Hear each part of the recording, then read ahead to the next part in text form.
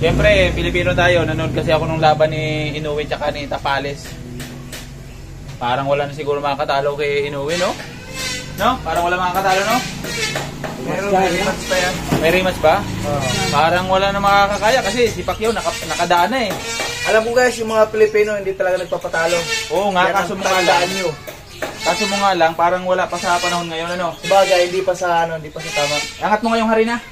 Angat mo, para siguro kailangan natin makialam. Di, dalawang kamay mo, dalawang kamay. Di, dalawang kamay, harap mo sa akin. Harap mo dito sa akin. Kailangan siguro makialam tayo. Ano kaya? Ano kaya?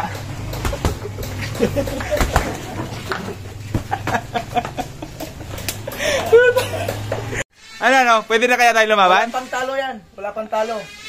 Harin. Walang panalo, walang talo. At so yun guys, siyempre, nandito na naman tayo ngayon sa bahay. Doon sa mga nais magnegosyo. At dahil calamares lang yung deliver ngayon, siyempre calamares lang yung tuturo natin. Tubig pa rin. Like this. Tubig lang. At siyempre, promote ulit natin yung White Pigeon. Yan. Shoutout sa White Pigeon Philippines. Ito lagi yung gamit namin. Siyempre, isang sako kaming White Pigeon araw-araw. Bay, pabot na mangkok. Yan. Habang nag-iinit kami ng mantika, siyempre, bago mantika dahil naka-video. Hey, what's up? Tubig. Plain lang na harina ha. Walang iba. Oh, harinang-harina to. Wala pong ibang halo yan. Nakikita nyo naman ha. Oh. Yan. Purong harina. Yan oh. Wala pong ibang hinahalo. Walang timpla, walang paminta or asin. Wala. Mga magic sarap. Hindi po tayo gumagamit nun. Natural lang. Kasi yung calamares natin, habang lumalamig, lalo lumalambot. Hindi tulad nung ibang luto na habang lumalamig, tumitigas. Yung sa amin, habang palamig ng palamig, palambot ng palambot. Malupit doon. Siyempre, malabnaw pa. Sa isang timpla natin, umuubos tayo dito ng 1 kilo mahigit. Kaya napakalakas sa harina. Kaya isang sakong harina sa isang 40 kilos na calamares. Ayan. Alright, sabog-sabog na guys. At so yun guys, tamang-tamang lapot na naman yung ating harina. Ayan, saktong lapot lang. Nakikita nyo naman ano. Ayan, puting-puti guys. Oh. Puting-puti yung pagkakaharina. Wala kayong makikita mga itim-itim dahil wala naman tayong panimpla dyan. Talagang plain lang yan. Maniwala lang kayo sa sinasabi ko. Huwag na kayong susuhay na kailangan palagyan ng magic. Nagtatanong kayo, dapat maniniwala kayo sa akin. Doon kasi iba, sinabi ko ng plain, nagtatanong pa rin ko ano yung mga nilalagay ko. Kung hindi po katiwa-tiwala yung mukha ko, ayan, manood na lang po kayo. Maraming salamat. Siyempre ngayon ang ubusin natin is 40 kilo na calamares kasi nandito lang naman tayo sa bahay, sa kabaan ng Papaya Street at Durian Street. At so guys, ito yung binili kong calamares. Nagkakahalaga siya ng 3,000. Ngayon, kailangan bumenta ka dito ng mga 6,000 or 5,500 para pang sweldo at pang kaltas dun sa mga kailangan nating bilhin. At so yun guys, ito ang may timpla. Yung calamares natin, siya yung may timpla. Nakikita nyo naman nagyayelo pa oh. Medyo matigas-tigas pa siya. Ngayon, lagyan lang natin siya ng tuyong harina. Oh, yung harina, plain din. Walang timpla. Huwag mo na akong kulitin na tinitimplahan ko yan. Kasi kahit kumain ka dito, malalasahan mo na talagang walang timpla yan. Sobrang init guys, maalinsangan masyado. Ba't naman ganon? At so yun guys, at dahil mix na nga natin yung ating calamares, nakikita nyo naman is puro tuyong harina na yung nakalagay dyan. Ayan, tuyo na. Para hindi naman siya pumutok sa pagkakaluto natin. Ayan, tuyong harina. Tapos sausaw dito sa basa natin. Yan din.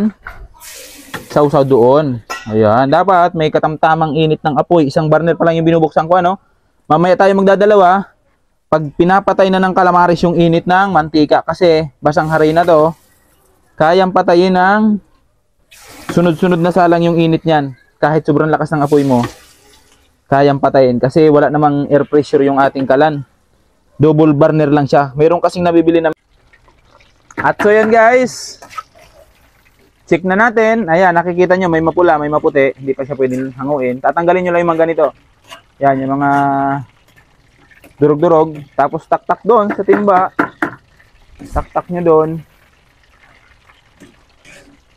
Ayan. Pag bagong salang siya, huwag nyong gagalawin kasi maghihiwa-hiwalay pa yung harina dahil hindi pa siya ganon kaluto. Kailangan pag medyo luto na yung harina, tsaka nyo siya gagalawin. Ayan, kasi pwede nyo, halimbawa, malaki, magkadikit. Pwede nyo nandiin ng ganun, oh. Ayan, matatanggal na yan. Ayan, tulad nito, oh. Tapos konting brown pa. Saidin nyo lang yung mga ganito. Kasi ito, hindi masyadong umitim yung mantika kasi tuyo ay basang harina yung ginagamit natin. Pag tuyo at chicken skin, ganyan, medyo tuyo, magbabrown yung mantika niya. Pag gantong basa, bibihira pong umitim ang mantika niyan. Pwera lang minsan, naras tayo, nisasalangan ko din ng proben to. Kaya minsan, nagbabago din yung kulay niya. Yan. Ang gagamitin mo yung mantika dyan yung yellow. Huwag yung puting-puti kasi may tubig yon. Para siyang bumubula gamitin. Parang may tubig gamitin. Hindi tulad ng yellow. Ayan, napakaganda, oh. Ayan. At so yun, golden brown na guys. Pwede na nating hanguin. Ayan, napakaganda na ng kulay ng ating calamares. Oh, pwede nang hanguin. Oh. Ayan, bilog na bilog yung harina. Yung sa mga baguhan na magtitinda, at halimbawa umuwi kayo ng hapon, nakapag-ubos na kayo, tusin nyo kung magkano yung puhunan nyo, ilabas nyo na yung tutubuin nyo. Magkaunti man yan o magmalaki, wag nyo munang gagalawin yan. Wag nyo munang gagalawin para may pantapal kayo. Sakaling matumal yung araw. So yun guys, unang salang pa lang natin, nakita nyo yung nabawas. Punong-puno siya kanina, tapos yan yung nabawas. Ibig sabihin, itong isang puno sa ganito, isa, dalawa, tatlo, apat na salang. Apat na salang lang ng calamares. Yung ating ganitong lagayan na isang puno. Oh, yan. So ayan guys, at sinampulan ko naman kayo na magsalang nang hindi pa mainit yung mantika. Ayan. Nakita nyo, nakalubog yung harina natin kasi basa yung harina, nakalubog siya sa mantika. Ganyan mangyayari pag hindi mainit yung mantika. Tapos, hihigop ng mantika yung harina nyo dahil hindi pa ganun kainit yung inyong mantika. Kaya kailangan init na init. Nakikita nyo guys, ayan, nakalubog ha. Ayan, nakalubog siya. O, ayan. Hindi tulad ng unang salang natin kanina na pag sinalang mo, nakalutang siya. Lulutang pa din naman to kaso medyo nga matagal. Kaya kailangan talaga yung apoy nyo dito sa calamares malakas. Hindi siya pwede nung kalan na pambahay. Kailangan talaga heavy duty burner yung gamit nyo. Double burner, ganyan. Ayan. Patay yung kulo niya. Kita nyo, dahan-dahan lang kumulo. Pero lumutang pa din naman siya. Kaso, matagal nga lang. At so ayun guys, hanggang dito lang muna yung aking video. Yung mga gustong pumunta dito, calamares lamang po ang aming paninda. At saka, maliliit na chicken skin. Wala pa pong deliver. Baka mamaya pa pong gabi or bukas. Kaya yung mga order ng bilao, magpa-reserve na kayo ngayon. Kung mga order kayo, baka 30-31, gumawa tayo ng mga bilao ulit. So ayun guys, hanggang dito na lang. Maraming salamat sa panonood. Don't forget to like and share my video. Thank you very much.